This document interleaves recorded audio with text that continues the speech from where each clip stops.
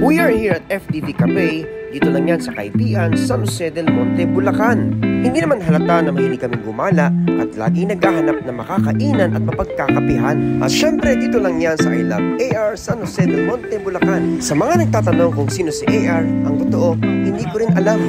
Base sa napagtanungan ko, si AR pala ang mayor ng lugar na ito. At kaya kami nandito para magsalo-salo. At syempre, may isa-celebrate kami sa araw na ito. Kahit hindi kami kumpleto, ang mahalaga, pogi pa rin ako.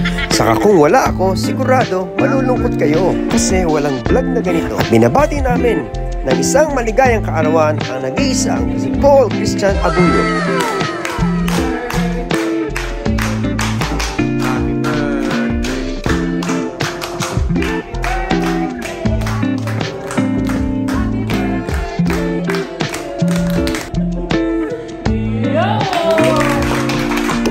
Okay, so we are here at FDV Cafe dito sa Kaibian, San Jose del Monte, Bulacan.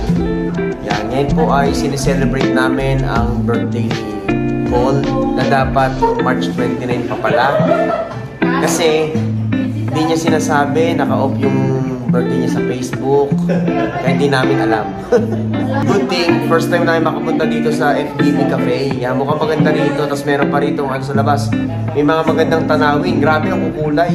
Kulay puti lang. Okay, dito po sa I Love AR. So, saan ka pa? Punta kayo rito, maganda rito.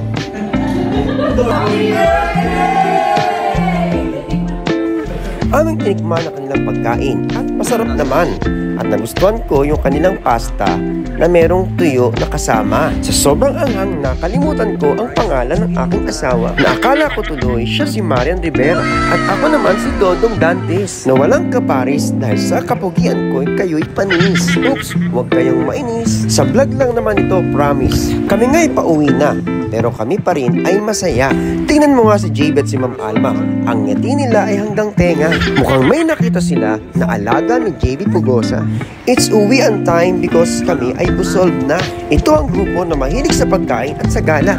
Ini-enjoy lang naman namin ang buhay dahil kay Kristo kami ay tunay na pinagpala. Kaya kung ikaw ay walang-wala, sa Kanya ka magtiwala at sigurado raragasa ang pagpapala. Huwag kang magsawa na sa Kanya'y manampalataya at sigurado mararanasan mo ang Kanyang mga himala. Sumainyo ang pag-iingat ng Diyos at naway maranasan mo ang Kanyang pagmamahal na lubos.